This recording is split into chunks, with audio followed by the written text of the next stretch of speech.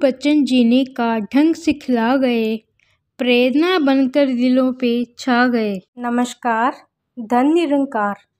आज मैं श्वेता वर्मा आप जी को संत वीरेंद्र सिंह जी के द्वारा लिखी हुई बाबा गुरबचन जी पर सच्ची घटना बताऊंगी। सतगुरु बाबा गुरबचन सिंह जी बहुआयामी व्यक्ति के स्वामी थे। वह दूसरों का दुख सुनकर एकदम उसे दूर करने का उपाय सुझाते थे। सारे संसार के दुखों को दूर करने का उन्होंने बीड़ा उठा रखा था, परंतु भक्तों पर उनकी असीम कृपा सदा बनी रहती थी।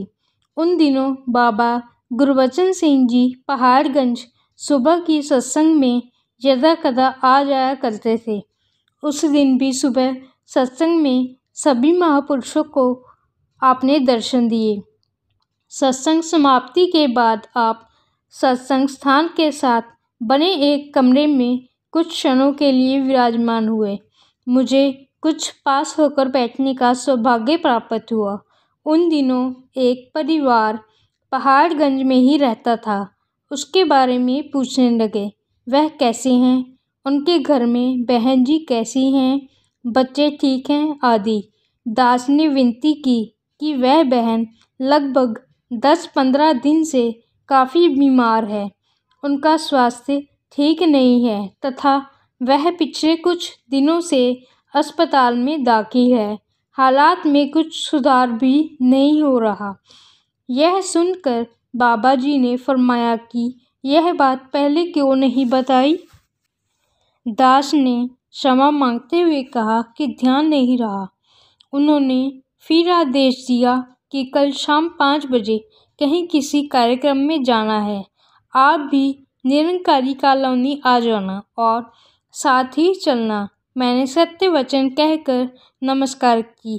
बाबा जी ने आगे के लिए प्रस्थान किया। दास जब दूसरे दिन शाम 5 बजे निरंकारी कॉलोनी भवन पर पहुंचा तो गाड़ियां तैयार थीं। बाबा जी भी कुछ ही देर में गाड़ी में बैठ गए। गाड़ी के पीछे 3 महात्मा पहले ही बैठ चुके थे। मुझे खड़ा देखकर बाबा जी ने फरमाया, आप मेरे साथ ही आगे बैठ जाओ। मैं झिझकता हुआ दरवाजे के साथ लगकर उनके पास बैठ गया। कुछ ही क्षणों में गाड़ी अस्पताल के गेट से अंदर दाखिल हुई। बहन जी जो बीमार थी, उन तक पहले ही सूचना पहुंच चुकी थी कि बाबा जी आने वाले हैं। गाड़ी की आवाज़ सुनकर बहन जी अपने पलंग से उठकर इधर उधर खुशी से दौड़ने लगी।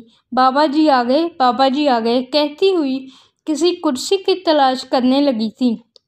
बाबा जी ने 2 बहनों को कहा कि उन्हें यहाँ बाहर ग्राउंड में ले आओ और मैं यहाँ बैठ जाऊँगा।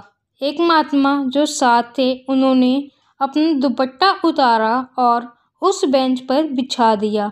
बाबा जी वही विराजमान हो गए। बहन जी ने बाबा जी को नमस्कार की। उनका चेहरा खुशी से लाल हो रहा था।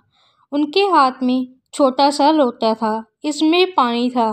कहने लगी, मुझे बाबा जी के चरण धोने हैं, कोई बर्तन ले आओ।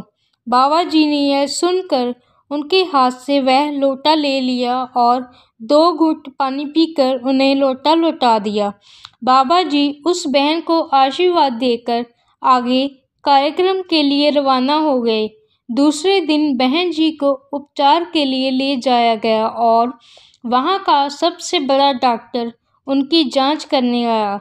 नाड़ी परीक्षण, नलकी द्वारा कमर व फेफड़ों की जांच करते करते वह बोला, यह तो ठीक है और जो रिपोर्ट मेरे आगे रखी है वो शायद किसी और की है, दोबारा जांच करो। डॉक्टरों ने बहन जी से पूछा, आपने कोई और दवाई खाई है क्या, या कुछ किसी प्रकार का खाना इत्यादि। उन्होंने बताया कि खाली पेट उपचार के लिए जाना था, इसलिए कुछ भी नहीं लिया। सभी डॉक्टर दंग थे। रात ही रात में यह क्या करिश्मा हो गया, तबीयत काफ़ी ठीक हो गई, जबकि उन्होंने अपनी जांच अनुसार बीमारी की आखिरी स्टेज बताई थी। सभी टेस्ट दोबारा हुए और परिणाम में बीमारी 5% भी नहीं थी। कुछ ही दिनों में बहन जी को अस्पताल से छुट्टी मिल गई और अब तक वह बिल्कुल ठीक ठाक हैं। एक नहीं, ऐसी लाखों घटनाएं हैं जो बाबा गुरबचन सिंह जी की दया दृष्टि के द्वारा भव सागर में डूबते डूबते उभर कर जीवन बचा पाई और उनकी कृपा की पात्र हैं। आज भी जब भी वह घटना हृदय पटल पर उभर कर आती है तो बाबा गुरबचन सिंह जी की रहमतों के लिए केवल शुक्रिया ही कर पाता हूँ। धन निरंकार जी।